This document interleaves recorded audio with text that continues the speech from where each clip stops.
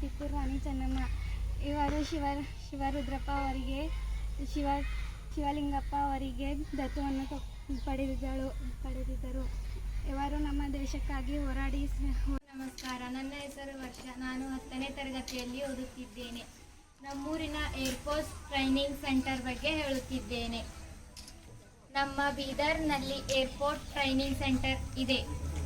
ನಮ್ಮ ಭಾರತದ 2ನೇ ದೊಡ್ಡ ಟ್ರೈನಿಂಗ್ ಸೆಂಟರ್ ಇದೆ.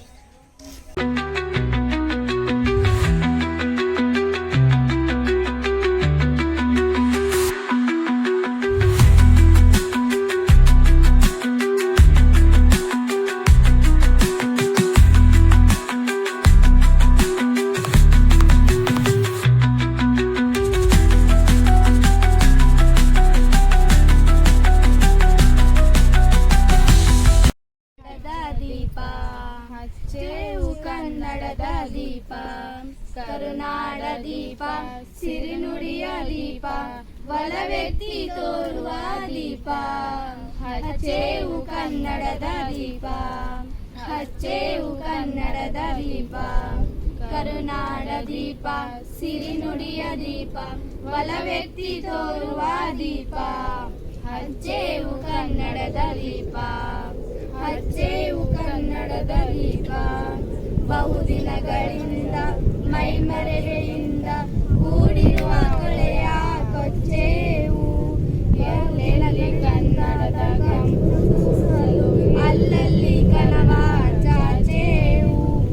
ಬಹುದಿನಗಳಿಂದ ಮೈಮರೆಯಿಂದ ಕೂಡಿರುವ ಕೊಳೆಯ ಕೊಚ್ಚೇವು. ಎಲ್ಲೆಲ್ಲಿ ಕನ್ನಡದ ಕಂಪು ಸೂಸಲು ಅಲ್ಲಲ್ಲಿ ಕರ್ಣ ಚಾಚೇವು. ಹಚ್ಚೇವು ಕನ್ನಡದ ದೀಪ, ಹಚ್ಚೇವು ಕನ್ನಡದ ದೀಪ. ಮತಿ ಅರಿತವರಿಗೆ ಹೊಂಗಣ, ಹೆಸರಾಯಿತು ಕರ್ನಾಟಕ, ಉಸಿರಾಗಲಿ ಕನ್ನಡ. ಹಸಿಗೋಡೆಯ ಹರಳಿನಂತೆ ಹುಸಿ ಹೋಗದ ಕನ್ನಡ.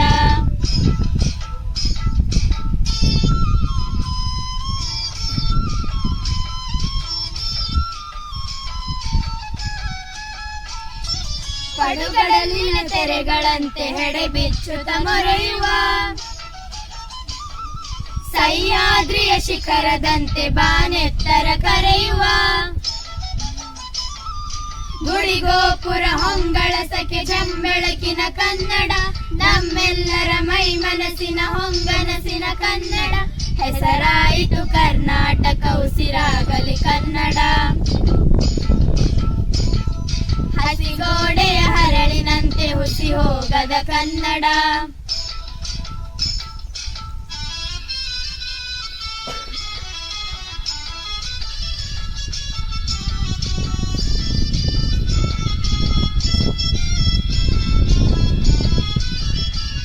ತ್ರಿಪುರದಿಂದ ಸಾಸಿರಪದಿ ಸ್ವಚ್ಛಂದದ ಉಲ್ಲಸ, ಭಾವಗೀತೆ ಮಹಾಕಾವ್ಯ ವೀರ ವಿನಯ ಸಮರಸ.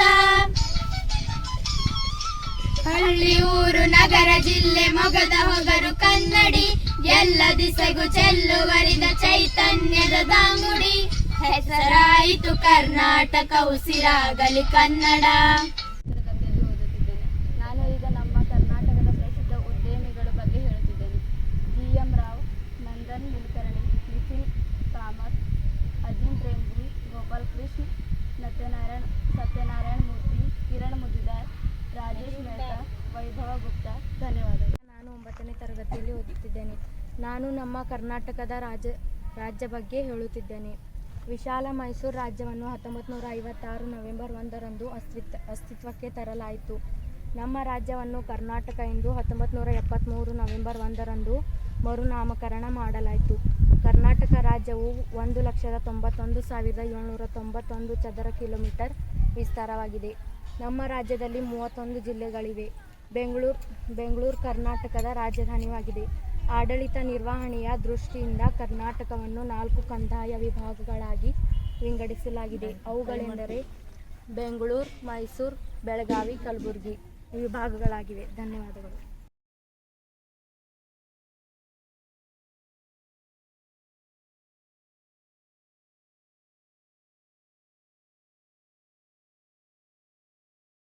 ಹೆಸರು ವೈಷ್ಣವಿ.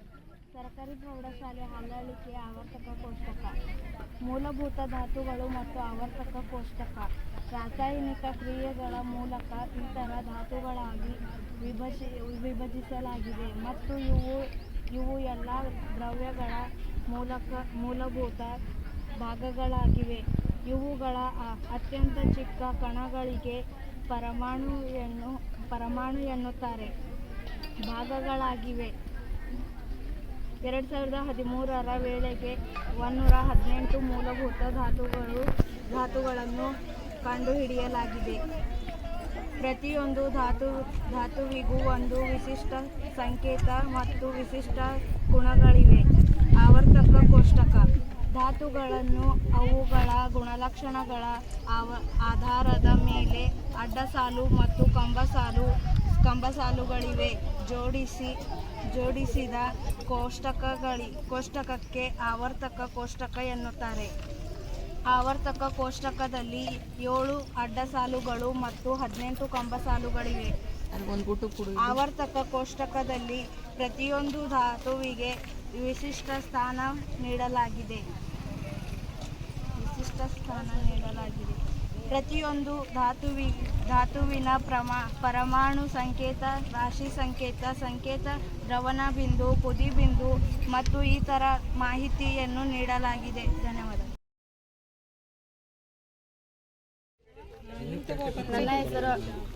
ನನ್ನ ಹೆಸರು ಅಕ್ಷತಾ. ನನ್ನ ತಂದೆ ಹೆಸರು ಮರ್ಷಟಿ. ನಾನು 9ನೇ ತರಗತಿಯಲ್ಲಿ ಬಲಗಳ ಬಗ್ಗೆ ಹೇಳುತ್ತಿದ್ದೇನೆ. ಫಿಸಿಕಲ್ ಫೋರ್ಸಸ್ ಅಂದರೆ ಕನ್ನಡದಲ್ಲಿ ವಸ್ತು ಬಲಗಳು ಅಥವಾ ಭೌತ ಬಲಗಳು ಎಂದು ಕರೆಯಲಾಗುತ್ತದೆ. ಇದು ಒಂದು ವಸ್ತುವಿನ ಮೇಲೆ ನೇರವಾಗಿ ಅಥವಾ ಮಾಧ್ಯಮದ ಮೂಲಕ ಕಾರ್ಯನಿರ್ವಹಿಸುವ ಶಕ್ತಿಗಳಾಗಿವೆ. ಉದಾಹರಣೆ, ತಳ್ಳುವಿಕೆ ಅಥವಾ ಎಳೆಯುವಿಕೆ. ವಸ್ತು ಬಲಗಳು ಇವು ಭೌತಶಾಸ್ತ್ರದಲ್ಲಿ ಬಳಸಲಾಗುವ ಪದವಾಗಿದ್ದು ಒಂದು ವಸ್ತುವಿನ ಮೇಲೆ ಪರಿಣಾಮ ಬೀರುವ ಶಕ್ತಿಗಳನ್ನು ಸೂಚಿಸುತ್ತದೆ. ಸಂಪರ್ಕ ಬಲಗಳು ಸ್ಪರ್ಶಿಸುವ ಮೂಲಕ ಕಾರ್ಯನಿರ್ವಹಿಸುವ ಶಕ್ತಿಗಳು. ಉದಾಹರಣೆಗೆ ಎತ್ತುವಿಕೆ, ಎಳೆಯುವಿಕೆ. ಸಂಪರ್ಕ ಬಲಗಳು. ಘರ್ಷಣೆ ಬಲ 2 ಮೇಲ್ಮೈ ಪರಸ್ಪರ ಚಲಿಸುವುದನ್ನು ತಡೆಯುವ ಬಲ ಘರ್ಷಣೆ ಬಲ. ಗುರುತ್ವಾಕರ್ಷಣೆ ಬಲ ಭೂಮಿಯ ಮೇಲೆ ವಸ್ತುಗಳನ್ನು ಕೆಳಮುಖವಾಗಿ ಎಳೆಯುವ ಬಲ ಗುರುತ್ವಾಕರ್ಷಣೆ ಬಲ. ಧನ್ಯವಾದಗಳು.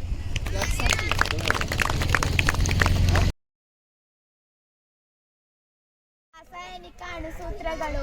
ಕ್ರಮ ಸಂಖ್ಯೆ ಆಲ್ಕೇನ್ಗಳು. ಅಣುಸೂತ್ರ ರಚನಾ ವಿನ್ಯಾಸ. ಕ್ರಮ ಸಂಖ್ಯೆ 1 ಮಿಥೇಲ್. ಅದರ ಅಣುಸೂತ್ರ CH4. ಇದು ರಚನಾ ವಿನ್ಯಾಸ. ಕ್ರಮ ಸಂಖ್ಯೆ 2 ಇಥೇನ್. C2H6. ಅದರ ರಚನಾ ವಿನ್ಯಾಸ. ಕ್ರಮ ಸಂಖ್ಯೆ 3 ಪ್ರೋಪೇನ್. ಅದರ ಅಣುಸೂತ್ರ C3H8. ಅದರ ರಚನಾ ವಿನ್ಯಾಸ. ಕ್ರಮ ಸಂಖ್ಯೆ 4 ಬ್ಯೂಟೇನ್. C4H10.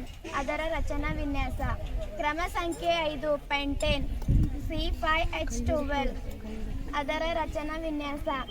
ಕ್ರಮ ಸಂಖ್ಯೆ 6 ಹೆಕ್ಸೇನ್. ಅದರ ಅಣುಸೂತ್ರ C6H14.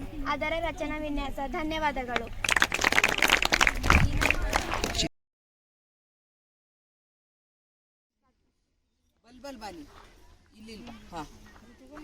ಇವ್ರು ಟೀಚರ್ಸ್ ಬರಬೇಕು, ಇವ್ರು ಬರ್ಬೇಕು. ಮಕ್ಕಳು ತೆಗಿಬೇಡ, ಮಕ್ಕಳು ಈ ಸೇವಾ ಅಂತಾರೆ. ಈಗ ಉಳ್ಳಕ್ಕೆ ಹೋಗಿಂದ ಅವ್ರಿಗೆ ಅನ್ಕೊಂಡ. Swatika.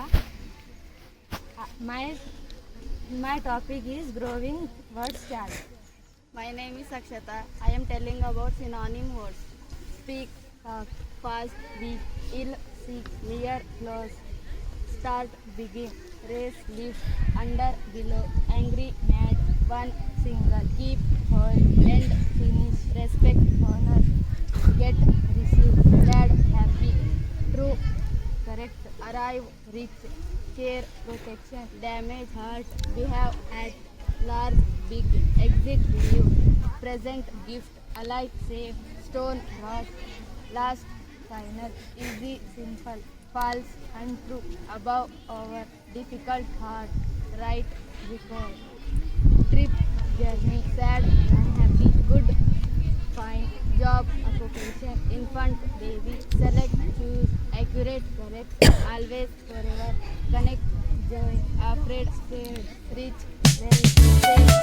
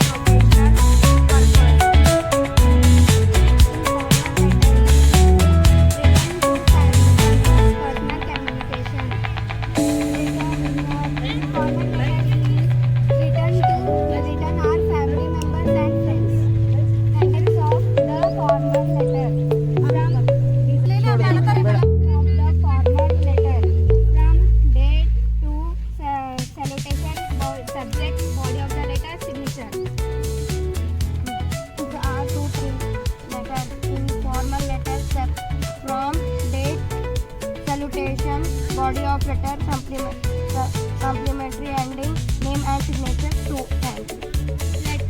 This is letter writing. From, date, to, salutation, subject, body of the letter, signature. Place. This is informal letter writing. From, date, salutation, body of the letter, to. Thank you.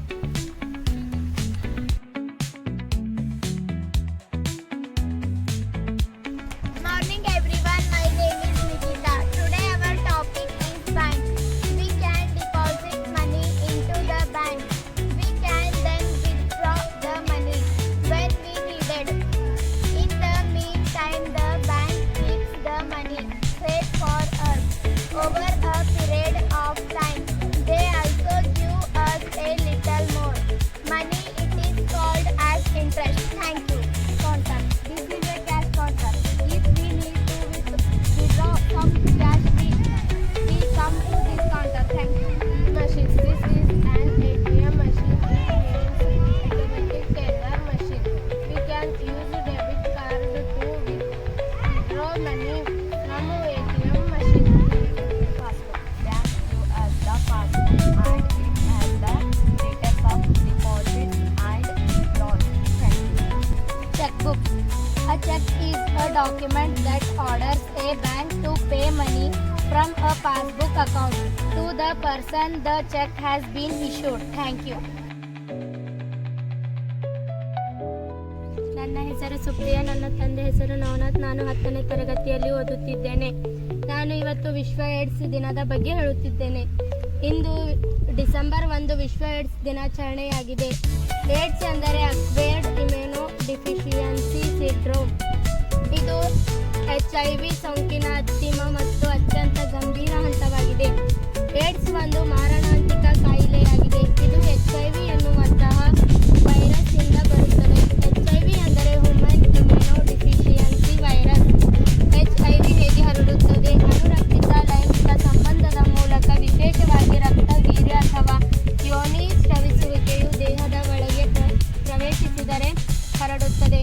ಕಲುಷಿತ ಸೂಜಿಗಳು ಅಥವಾ ಸಿರಿಂಜ್ಗಳನ್ನು ಹಂಚಿಕೊಳ್ಳುವ ಮೂಲಕ ತಾಯಿಯಿಂದ ಮಗುವಿಗೆ ಗರ್ಭಾವಸ್ಥೆ, ಹೆರಿಗೆ ಅಥವಾ ಎದೆ ಹಾಲಿನ ಮೂಲಕ ಹರಡುಬರುತ್ತದೆ.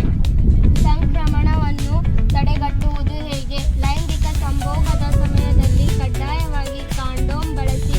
ಸೂಜಿಗಳು ಅಥವಾ ಸಿರಿಂಜ್ಗಳನ್ನು ಹಂಚಿಕೊಳ್ಳುವುದನ್ನು ತಪ್ಪಿಸಿ. ಗರ್ಭಿಣಿ HIV ಸೋಂಕಿನ ಮಹಿಳೆಯರು ವೈದ್ಯರ ಸಲಹೆ ಮತ್ತು ಚಿಕಿತ್ಸೆ ಪಡೆದರೆ ಮಗುವಿಗೆ ಸೋಂಕು ಹರಡುವ ಅಪಾಯವನ್ನು ಗಣನೀಯವಾಗಿ ಕಡಿಮೆ ಮಾಡಬಹುದು. ಧನ್ಯವಾದ.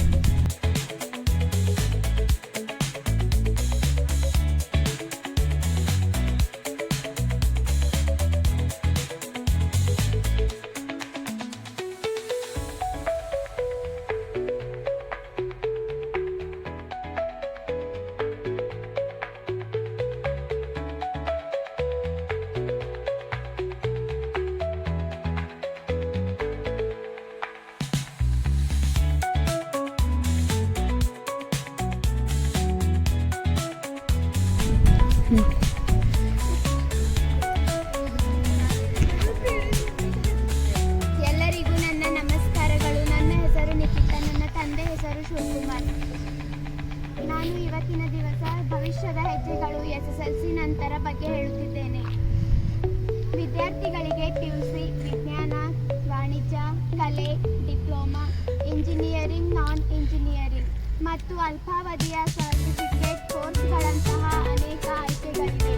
ವೃತ್ತಿಪರ ಕೋರ್ಸ್ಗಳಾದ pharmacy, nursing, computer application, web designing, digital marketing ಮತ್ತು ಅನಿಮೇಷನ್ ಕೂಡ ಲಭ್ಯವಿದೆ. ಇವು ಉದ್ಯೋಗಾವಕಾಶಗಳನ್ನು ಹೆಚ್ಚಿಸುತ್ತದೆ. ಶೈಕ್ಷಣಿಕ ಆಯ್ಕೆಗಳು: PUC ಇದು SSLC ನಂತರದ ಸಾಮಾನ್ಯ ಆಯ್ಕೆಯಾಗಿದೆ. ವಿಜ್ಞಾನ, ಭೌತಶಾಸ್ತ್ರ, ರಾಸಾಯನಶಾಸ್ತ್ರ, ಜೀವಶಾಸ್ತ್ರ. ವಾಣಿಜ್ಯ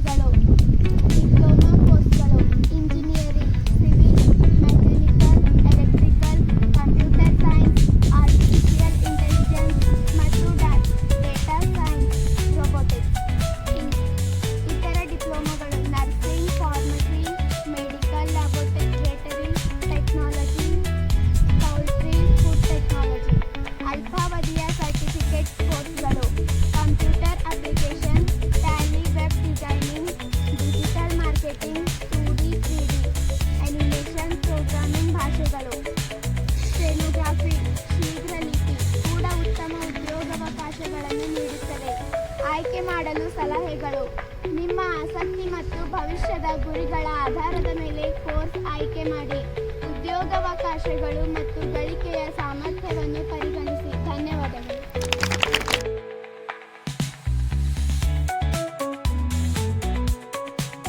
ಗ್ರಹಗಳಲ್ಲಿ ಅಳೆದಾಗ ತೂಕ. ಒಂದು ವಸ್ತುವಿನ ಮೇಲೆ ಭೂಮಿಯ ಆಕರ್ಷಣಾ ಬಲವನ್ನು ತೂಕ ಎನ್ನುವರು. ಭೂಮಿಯ ಗುರುತ್ವ ಬಲದ ಅಳತೆಯಾಗಿದೆ. ಪರಿಮಾಣ ಮತ್ತು ದಿಕ್ಕು ಎರಡೂ ಹೊಂದಿವೆ. ತೂಕವು ಸ್ಥಳದಿಂದ ಸ್ಥಳಕ್ಕೆ ಬದಲಾಗುತ್ತದೆ. SI ಏಕಮಾನ ನ್ಯೂಟನ್. ಎನ್. ಮಂಗಳ ಗ್ರಹದಲ್ಲಿ ತೂಕ. ಮಂಗಳ ಗ್ರಹದಲ್ಲಿ ನಿಮ್ಮ ತೂಕ ಅಥವಾ ವೇಟ್ ಭೂಮಿಯ ತೂಕದ ಸುಮಾರು 38% ಇರುತ್ತದೆ. ಅಂದರೆ ನೀವು ಭೂಮಿಯಲ್ಲಿದ್ದಾಗ ಎಷ್ಟು ತೂಕ ಇರುತ್ತೀರೋ ಮಂಗಳ ಗ್ರಹದಲ್ಲಿ ಸುಮಾರು 38 ಪೌಂಡ್ಗಳನ್ನು ತೂಗುತ್ತೀರಿ.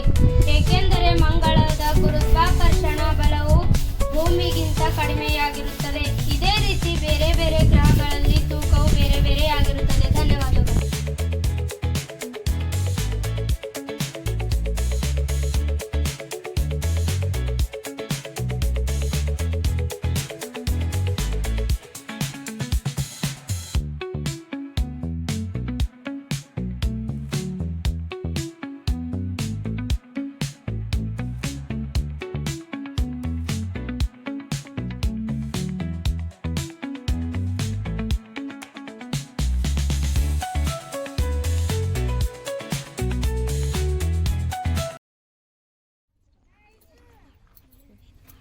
ನನ್ನ ಹೆಸರು ಅಕ್ಷತಾ ಮರ್ಶೆಟ್ಟಿ. ನಾನು 9ನೇ ತರಗತಿಯಲ್ಲಿ ಓದುತ್ತಿದ್ದೇನೆ. ನಾನು ಪ್ರಥಮ ಚಿಕಿತ್ಸೆ ಬಗ್ಗೆ ಹೇಳುತ್ತಿದ್ದೇನೆ. ಪ್ರಥಮ ಚಿಕಿತ್ಸೆ ಫಸ್ಟ್ ಏಡ್ ಎಂದರೆ ಗಾಯ ಅಥವಾ ಅಸ್ವಸ್ಥತೆ ಸಂಭವಿಸಿದ ತಕ್ಷಣ ವೃತ್ತಿಪರ ವೈದ್ಯಕೀಯ ಸಹಾಯ ಬರುವವರೆಗೆ ಅನಾರೋಗ್ಯ ಪೀಡಿತ ಅಥವಾ ಗಾಯಗೊಂಡ ವ್ಯಕ್ತಿಗೆ ನೀಡುವ ತಾತ್ಕಾಲಿಕ ಜೀವರಕ್ಷಕ. ಸುಟ್ಟು ಗಾಯಗಳು ಸಣ್ಣ 10 ರಿಂದ 15 ನಿಮಿಷ ತಣ್ಣೀರಿನಲ್ಲಿ ಇಡಿ. ಮುಲಾಮು ಹಚ್ಚಿ ಡ್ರೆಸ್ಸಿಂಗ್ ಮಾಡಿ. ಗುಳ್ಳೆಗಳನ್ನು ಒಡೆಯಬೇಡಿ. ಗಂಭೀರ ರಕ್ತಸ್ರಾವ ಗಾಯದ ಮೇಲೆ ನೇರ ಒತ್ತಡ ಹಾಕಿ ಬ್ಯಾಂಡೇಜ್ ಮಾಡಿ. ಉಸಿರುಗಟ್ಟುವಿಕೆ ವ್ಯಕ್ತಿಯನ್ನು ಪಕ್ಕಕ್ಕೆ ತಿರುಗಿಸಿ ಮಲಗಿಸಿ ವಾಂತಿ ಮಾಡುತ್ತಿದ್ದರೆ ಕತ್ತು ಮತ್ತು ಬೆನ್ನು ಮೂಳೆಯ ಗಾಯದ ಅನುಮಾನವಿದ್ದರೆ ಕದಲಿಸಬೇಡಿ. ಧನ್ಯವಾದಗಳು. ನನ್ನ ಹೆಸರು ಸತೀಶ್. ತಂದೆ ಹೆಸರು ಉಮೇಶ್. ನಾನು 9ನೇ ತರಗತಿಯಲ್ಲಿ ಓದುತ್ತಿದ್ದೇನೆ. ಕಾಟನ್ ಗಾಯಗಳನ್ನು ಸ್ವಚ್ಛಗೊಳಿಸಲು. ಅಯೋಡಿನ್ ರಕ್ತ ಹರಿಯುವ ಸಂದರ್ಭದಲ್ಲಿ ಬಳಸಬೇಕು. ಮುಲಾಮ್ ಯಾವ ಗಾಯಗಳಾದರೆ ಇದನ್ನು ಹಚ್ಚಬೇಕು. ಧನ್ಯವಾದಗಳು. Today our topic is action song.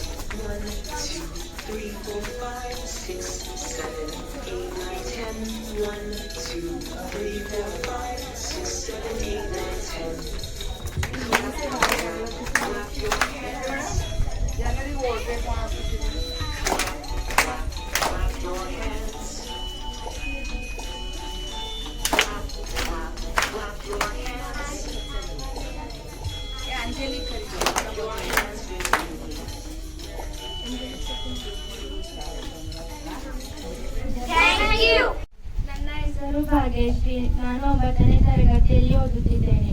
ಪ್ರಾರ್ಥನಾ ಸಮಯದ ಚಟುವಟಿಕೆ ಆಜು ಭಾಷಣ.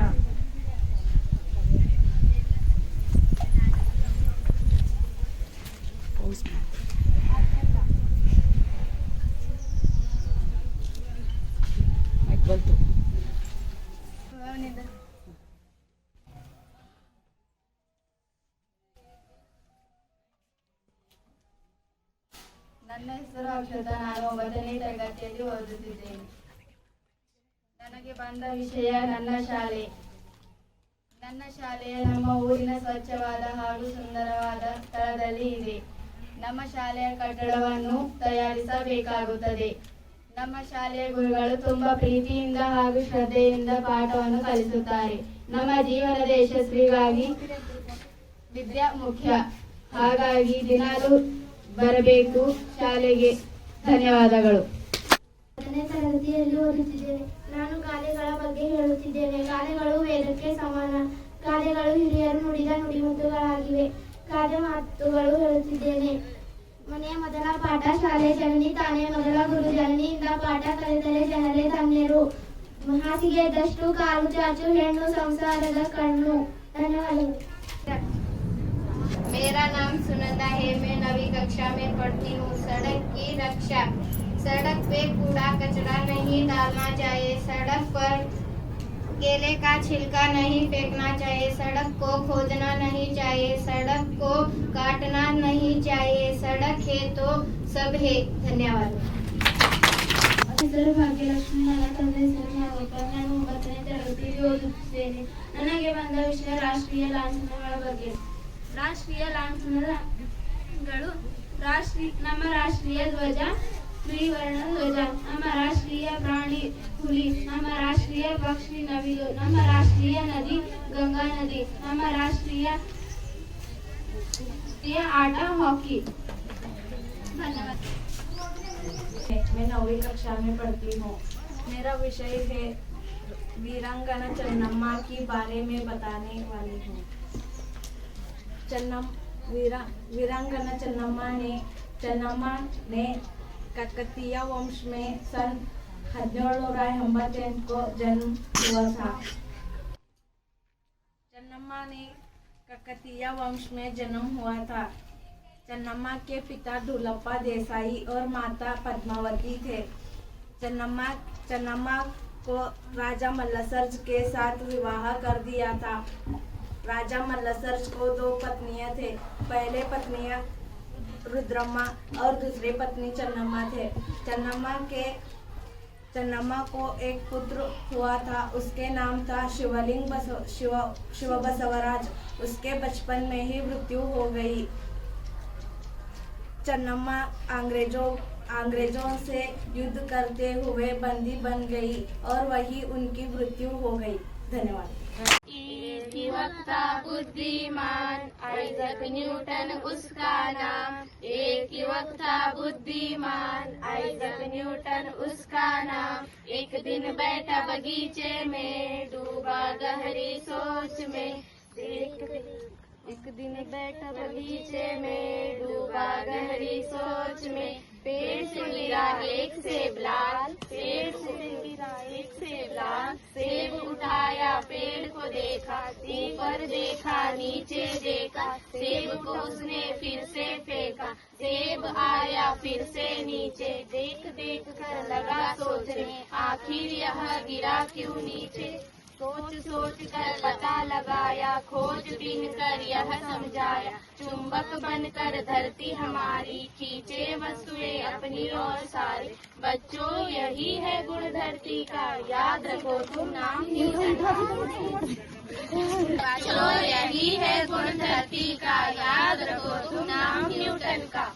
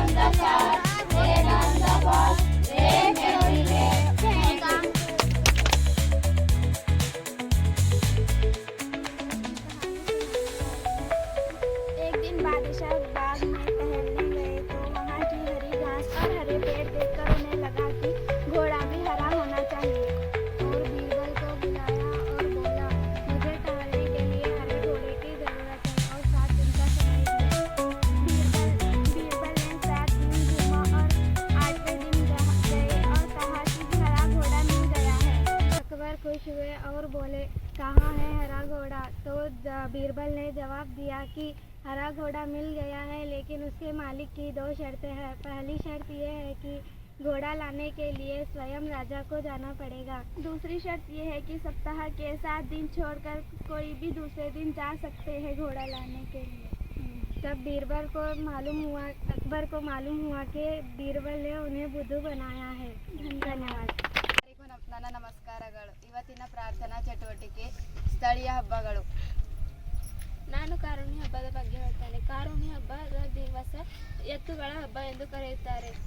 ಹೋಳಿಗೆ ಮಾಡುತ್ತಾರೆ. ವಿಶೇಷವಾಗಿ ಎತ್ತುಗಳನ್ನು ಶೃಂಗಾರ ಮಾಡಿ, ಜೋಡಿ ಎತ್ತುಗಳನ್ನು ಶೃಂಗಾರ ಮಾಡಿ ಊರಿನಲ್ಲಿ ಪ್ರದಕ್ಷಿಣೆ ಹಾಕಿಸುತ್ತಾರೆ. ನಾನು ನಮ್ಮ ಊರಿನಲ್ಲಿ ಆಚರಿಸುವ ಹಬ್ಬ ಮಕರ ಸಂಕ್ರಾಂತಿ ಹಬ್ಬ ಬಗ್ಗೆ ಹೇಳುತ್ತಿದ್ದೇನೆ. ಮಕರ ಸಂಕ್ರಾಂತಿ ಸೂರ್ಯ ಮಕರ ರಾಶಿಗೆ ಬಂದಾಗ ಜನವರಿ 14ರಂದು ಆಚರಿಸುತ್ತಾರೆ. ಆ ದಿವಸ ಎಲ್ಲರ ಮನೆಯಲ್ಲಿ ಕಾಯಿ ಹೋಳಿಗೆ ಮಾಡುತ್ತಾರೆ, ಎಳ್ಳು ಬೆಲ್ಲ ಹಂಚುತ್ತಾರೆ. ವಿಶೇಷವಾಗಿ ನಮ್ಮ ಊರಲ್ಲಿ ಸಂಗಮೇಶ್ವರ್ ಕೊಳಕ್ಕೆ ಹೋಗಿ ಎಳ್ಳು ಬೆಲ್ಲ ಹಂಚುತ್ತಾರೆ. ಧನ್ಯವಾದಗಳು.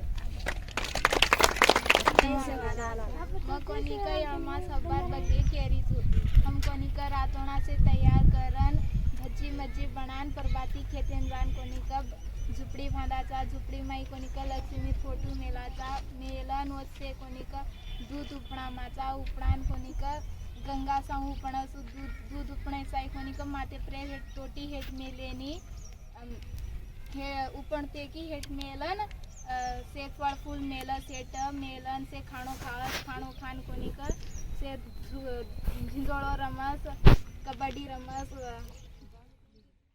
लारे गाड जकोणी जात्रान जावत जात्रा जान बकरा काटस बादेम से रेडी करन सेन खरादे पिरादेन जात्रा करलेन ತೀರಾವಸ ಜೈ ಸೇವಲ. ಎಲ್ಲರಿಗೂ ನನ್ನ ನಮಸ್ಕಾರಗಳು.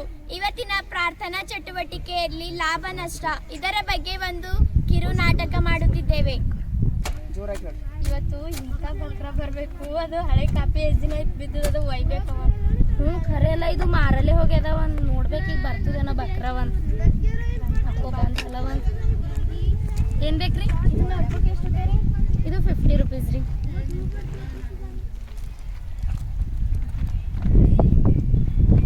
ಇದು ರೀ ಅದು 20 ರೂಪೀಸ್ ರೀ. ಲಾಂಗ್ ಸೈಜ್ ದಪ್ಪ ಅಂದ್ರೆ ಇಲ್ಲ ರೀ. ನೋಡ್ರಿ ಇಲ್ಲವ ನೋಡ್ರಿ.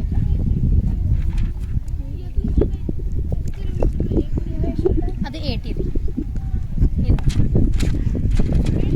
100. ಕಮ್ಮಿ ಮಾಡ್ರಿ. ನಮ್ಮ ಮತ್ತೊಂದು ಅಂಗಡಿಗೆ ಹೋಗಿದ್ದಲ್ಲಿ 50 ಹೇಳ್ಯಾರ, ನೀವು ಹೆಚ್ಚಿಗೆ ಹೇಳತ್ತೀರಿ. ಇದು 100 ಅದ ರೀ. ನೋಡ್ರಿ ಅದ್ರ ಕ್ವಾಲಿಟಿ ಜರ ಪೇಪರ್ಸ್ ನೋಡ್ರಿ ಹೆಂಗವ, ವೈಟ್ ಕ್ವಾಲಿಟಿ ನೋಡ್ರಿ. ಕಮ್ಮಿ ಮಾಡಿ ಒಂದು 10 ರೂಪಾಯಿ. ಮಾಡಮ್ ಮತ್ತೊಂದು ಏನರ ಬೇಕೇನು ತಗೋರಿ. ಇದು ಪೆನ್ ಎಷ್ಟು ರೂಪಾಯಿ? ಅದು 10.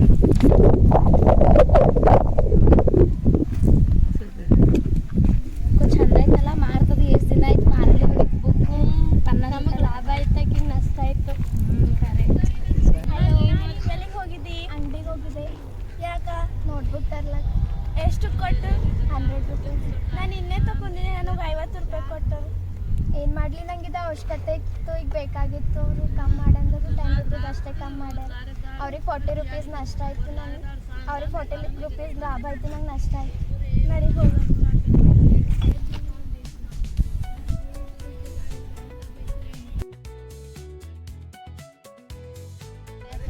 ನಾನು ಮ್ಯಾಜಿಕ್ ಮ್ಯಾಚ್ ಬಗ್ಗೆ ಹೇಳುತ್ತಿದ್ದೇನೆ. ಸಮಸಂಖ್ಯೆ ಯಾವುದೇ ಒಂದು ಸಂಖ್ಯೆಯನ್ನು ಬೇರೆ ಬೇರೆ ಸಂಖ್ಯೆಯಿಂದ ಭಾಗ ಹೋಗುವಂತಹ ಸಂಖ್ಯೆಗೆ ಸಮಸಂಖ್ಯೆ ಎನ್ನುವರು.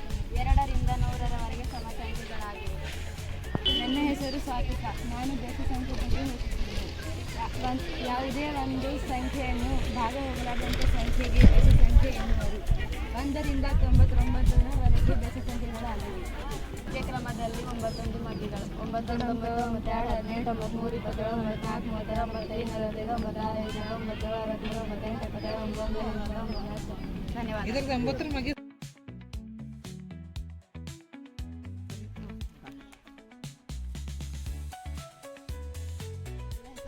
ನಾನು 9ನೇ ತರಗತಿಯಲ್ಲಿ ಓದುತ್ತಿದ್ದೇನೆ. ನಾನು ಮಣ್ಣು ಮತ್ತು ಶಿಲೆ ಶಾಸನಗಳ ಬಗ್ಗೆ ಹೇಳುತ್ತಿದ್ದೇನೆ.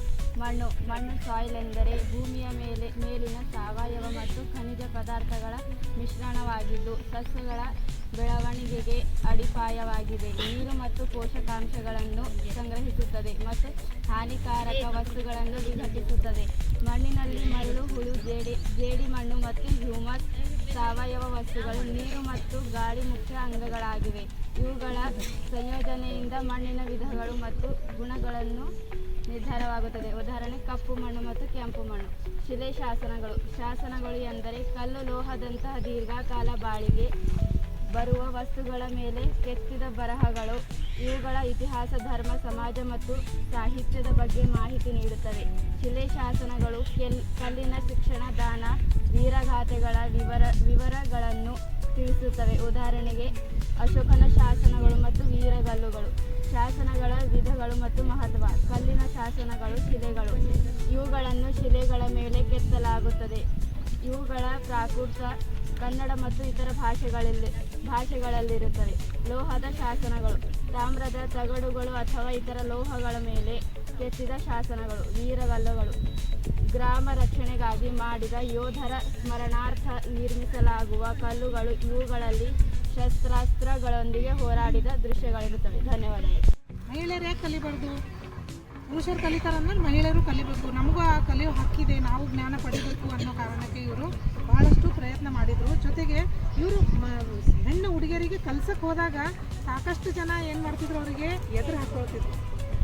ಅಂದರೆ ಹೋಗಬೇಡ, ಬೇಡ, ಹೆಣ್ಮಕ್ಳಿಗೆ ಹೊರಗೆ ಕಳ್ಸೋದು ಬೇಡ, ಹೆಣ್ಮಕ್ಳಿಗೆ ಶಿಕ್ಷಣ ಕೊಡೋದು ಬೇಡ. ಹಾಗಾಗಿ ಅವರಿಗೆ ಸಗಣಿಯಿಂದ ಹೊಡಿತಿದ್ರು ಅಂತ. ಸಗಣಿ ಗೊತ್ತಾಗ್ತದೆ, ಸಗಣಿಯಿಂದ ಹೊಡೆದ್ರು.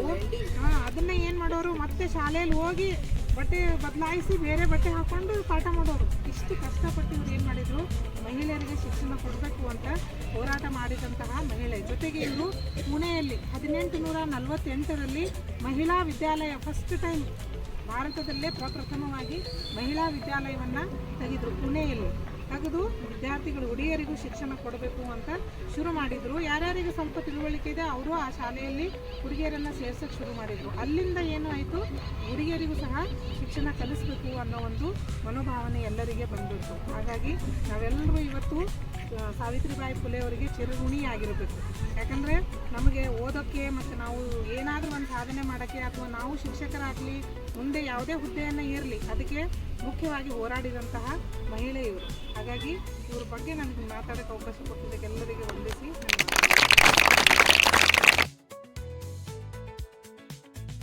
ಹೆಸರು ಮಾನಸ. ನಾನು 8ನೇ ತರಗತಿಯಲ್ಲಿ ಓದುತ್ತಿದ್ದೇನೆ.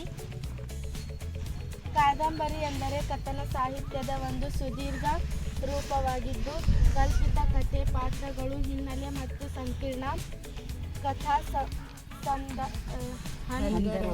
ಹಂದರವನ್ನು ಒಳಗೊಂಡಿರುತ್ತದೆ. ಇದು ಕಾದಂಬರಿಕಾರರ ಕಲ್ಪನೆ ಮತ್ತು ಮಾನವ ಅನುಭವಗಳ ವಿವರಣೆಯನ್ನು ಆಳವಾಗಿ ರೂಪಿಸುತ್ತದೆ.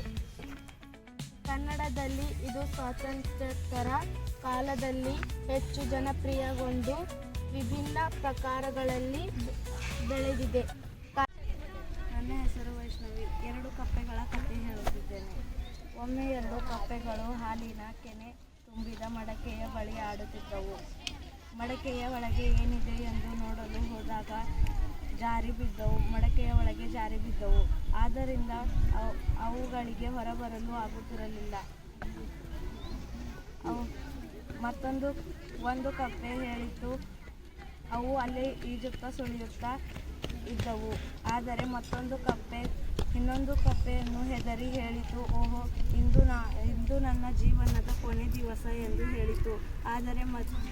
ಎಂದು ಹೇಳಿ ಈಜುವುದನ್ನು ನಿಲ್ಲಿಸಿತು. ಮತ್ತೆ ನಂತರ ಮುಳುಗಿತು. ಆದರೆ ಇನ್ನೊಂದು ಕಪ್ಪೆ ಧೈರ್ಯಶಾಲಿ ಮತ್ತು ಬುದ್ಧಿವಂತವಾಗಿತ್ತು. ಅದು ತನ್ನ ಪುಟ್ಟ ಪಾದಗಳಿಂದ ತೆನೆಯನ್ನು ಹೊಡೆಯುತ್ತಾ ಈಜುತ್ತಾ ಹಾಗೆ ಬೆಣ್ಣೆಯ ಮುದ್ದೆ ಆದ ಮೇಲೆ ಹೊರಗೆ ಜಿಗಿಯಿತು. ಧನ್ಯವಾದ. ನನ್ನ ಹೆಸರು ಸಾತ್ವಿಕ. ಇವತ್ತಿನ ಪ್ರಾರ್ಥನಾ ಚಟುವಟಿಕೆ ಪ್ರಸಿದ್ಧ ಲೇಖಕರ ಆತ್ಮಕಥೆಗಳು. ಆತ್ಮಕಥೆ ಎಂದರೇನು? ತನ್ನ ಜೀವನದ ಬಗ್ಗೆ ತಾನೇ ತಾನೇ ಬರೆದುಕೊಳ್ಳುವುದಕ್ಕೆ ಆತ್ಮಕಥೆ ಎನ್ನುವರು. ವ್ಯಕ್ತಿ ಮತ್ತು ಆತ್ಮಕಥೆ.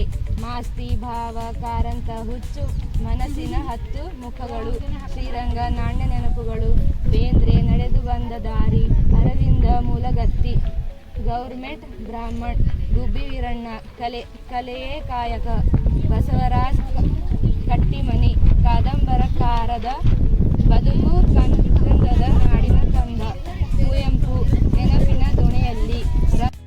ವಿವೇಕಾನಂದರು 1863 12ನೇ ಜನವರಿಗೆ ಇವರ ಜನನ ಆಗ್ತದೆ. ಇವರ ಜನನ ಒಂದು ಶ್ರೀಮಂತ ಕುಟುಂಬದಲ್ಲಿ ಆಗ್ತದೆ. ಇವರ ತಂದೆ ಆ ಸಮಯದಲ್ಲಿ ಬ್ರಿಟಿಷರು ಇರುವಾಗಲೇ ವಕೀಲರಾಗಿರ್ತಾರೆ. ಹಾಗಾಗಿ ಶ್ರೀಮಂತ ಕುಟುಂಬ.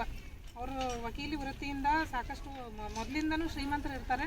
ಹಾಗಾಗಿ ಅಂಥ ಕುಟುಂಬದಲ್ಲಿ ಹುಟ್ಟಿದಂತಹ ಸ್ವಾಮಿ ವಿವೇಕಾನಂದರಿಗೆ ಅವರ ತಾಯಿಯಾದಂಥ ಭುವನೇಶ್ವರಿ ದೇವಿಯವರು ಧರ್ಮದ ಬಗ್ಗೆ, ದೇವರ ಬಗ್ಗೆ, ದೇವರಲ್ಲಿರುವ ನಂಬಿಕೆ, ಧರ್ಮದ ಬಗ್ಗೆ ಸಾಕಷ್ಟು ಪುರಾಣಗಳನ್ನು ಹಾಗೂ ನಮ್ಮ ವೇದಗಳನ್ನೆಲ್ಲವನ್ನು ಓದಿ ಅವರಿಗೆ ಬಾಲ್ಯದಿಂದಲೇ ಇದರ ಬಗ್ಗೆ ಆಸಕ್ತಿಯನ್ನು ತುಂಬುತ್ತಾರೆ ಬಹಳಷ್ಟು.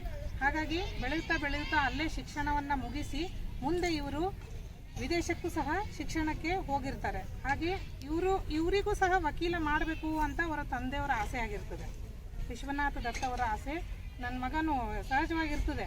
ತಂದೆ ಏನಾದರೂ ಇದ್ದರೆ ನನ್ನ ಮಗ ನನಗಿಂತಲೂ ಚೆನ್ನಾಗಿರೋ ವಕೀಲನಾಗಬೇಕು, ನನಗಿಂತಲೂ ದೊಡ್ಡ ಹುದ್ದೆಗೆ ಹೋಗ್ಬೇಕಂತ ಆಸೆ ಇರ್ತದೆ.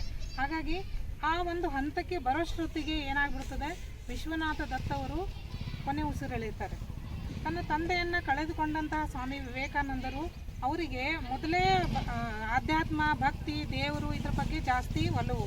ಹಾಗಾಗಿ ಇವರೇನು ಮಾಡ್ತಾರೆ, ಆ ಸಮಯದಲ್ಲಿ ದೇವರನ್ನು ತಿಳ್ಕೊಳ್ಬೇಕು, ನೋಡ್ಕೊಳ್ಬೇಕು ಅಂತ ಆಸೆಯಿಂದ ಅಲ್ಲಿ ಇಲ್ಲಿ ಹುಡುಕಾಡಕ್ಕೆ ಹೋಗ್ತಾರೆ. ಆ ಸಮಯದಲ್ಲಿ ಕಲ್ಕತ್ತಾದಲ್ಲಿ ಕಾಳಿ ಮಂದಿರದಲ್ಲಿ ಒಬ್ಬ ಸನ್ಯಾಸಿ ಇರಲ್ಲ, ಗೃಹಸ್ಥರೇ ಇರ್ತಾರೆ. ಆದರೆ ಅವರು ಸ್ವಾಮಿಗಳಾಗಿ ಸ್ವಾಮಿ ರಾಮಕೃಷ್ಣ ಪರಮಹಂಸರು ದೇವರನ್ನು ಕಂಡಿದ್ದಾರೆ ಅಂಥೇಳಿ ಭಾಳಷ್ಟು ಜನರಲ್ಲಿ ಚರ್ಚೆ ಆಗ್ತಾ ಇರ್ತದೆ. ಹಾಗಾಗಿ ಇವರಿಗೂ ಅನ್ನಿಸ್ತದೆ, ನಾನು ಯಾಕೆ ಇವ್ರಿಗೆ ಭೇಟಿ ಮಾಡಬಾರ್ದು ಅಂತ ಸ್ವಾಮಿ ವಿವೇಕಾನಂದರು ರಾಮಕೃಷ್ಣ ಪರಮಹಂಸರ ಕಡೆ ಹೋಗ್ತಾರೆ. ಹೋದಾಗ ಅವರು ಮೊದಲಿಗೆ ಅವರಿಗೆ ನೇರವಾಗಿ ಒಂದೇ ಪ್ರಶ್ನೆ ಕೇಳ್ತಾರೆ, ನೀವು ದೇವರನ್ನು ನೋಡಿದ್ದೀರಾ ಅಂತ. ಆವಾಗ ರಾಮಕೃಷ್ಣ ಪರಮಹಂಸರು ಖಂಡಿತವಾಗಿ ಸ್ವಲ್ಪನೂ ವಿಚಾರ ಮಾಡಲಾರ್ದೆ, ನೋಡಿ ನೀನು ಹೇಗೆ ನಿಂತಿದ್ದಲ್ಲ ಹಾಗೇ ನಿಂತಿದ್ದ ದೇವ್ರು ನನ್ನ ಮುಂದೆ ಅಂತ ಅಷ್ಟು ಖಂಡಿತವಾಗಿ ಹೇಳಿದ ನಂತರ ನನ್ನ ಸಮಸ್ಯೆಗಳಿಗೆ, ನನ್ನ ಮನಸ್ಸಿನ ಒಂದು ಪ್ರಶ್ನೆಗಳಿಗೆ ಉತ್ತರ ಇವ್ರ ಹತ್ರ ಸಿಗ್ತದೆ ಅಂಥೇಳಿ ಅಲ್ಲಿಂದ ಅವರು ಸ್ವಾಮಿ ವಿವೇಕಾನಂದರು ರಾಮಕೃಷ್ಣ ಪರಮಹಂಸರ ಆಶ್ರಮಕ್ಕೆ ಹೋಗಕ್ಕೆ ಶುರು ಮಾಡ್ತಾರೆ.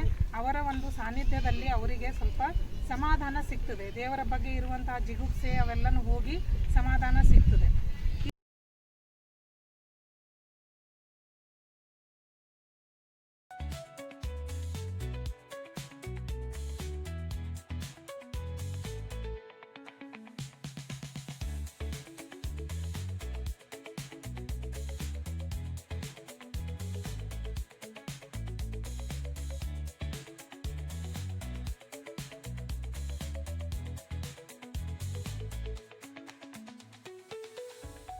ನನ್ನ ನಮಸ್ಕಾರಗಳು. ಇವತ್ತಿನ ಪ್ರಾರ್ಥನಾ ಚಟುವಟಿಕೆ ಸುಗ್ಗಿ ಹಾಡು. ಸುಗ್ಗಿ ಕಾಲ ಹೀಗಿ ಬಂದಿತೋ, ನಮ್ಮ ಬಾಳಿನಲ್ಲಿ ಭಾಗ್ಯ ತಂದಿತೋ. ಸುಗ್ಗಿ ಕಾಲ ಹೀಗಿ ಬಂದಿತೋ, ನಮ್ಮ ಬಾಳಿನಲ್ಲಿ ಭಾಗ್ಯ ತಂದಿತೋ. ಧಾನ್ಯದ ರಾಶಿಯ ಎಲ್ಲೆಡೆ ಚಲುತ್ತಾ, ಧಾನ್ಯದ ರಾಶಿಯ ಎಲ್ಲೆಡೆ ಚಲು. ಭೂಮಿ ತಾಯಿ ಕಾಳು ಕೊಟ್ಟಳೋ, ನಮ್ಮ ಹೊಟ್ಟೆ ತುಂಬ ಅನ್ನ ಬಿಟ್ಟಳು. ಭೂಮಿ ತಾಯಿ ಕಾಳು ಕೊಟ್ಟಳೋ, ನಮ್ಮ ಹೊಟ್ಟೆ ತುಂಬ ಅನ್ನ ಬಿಟ್ಟಳು. ಸುಗ್ಗಿ ಕಾಲ ಹಿಗ್ಗಿ ಬಂದಿತೋ, ನಮ್ಮ ಬಾಳಿನಲ್ಲಿ ಭಾಗ್ಯ ತಂದಿತೋ. ಸುಗ್ಗಿ ಕಾಲ ಹಿಗ್ಗಿ ಬಂದಿತೋ, ನಮ್ಮ ಬಾಳಿನಲ್ಲಿ ಭಾಗ್ಯ ತಂದಿತೋ. ಧನ್ಯವಾದ.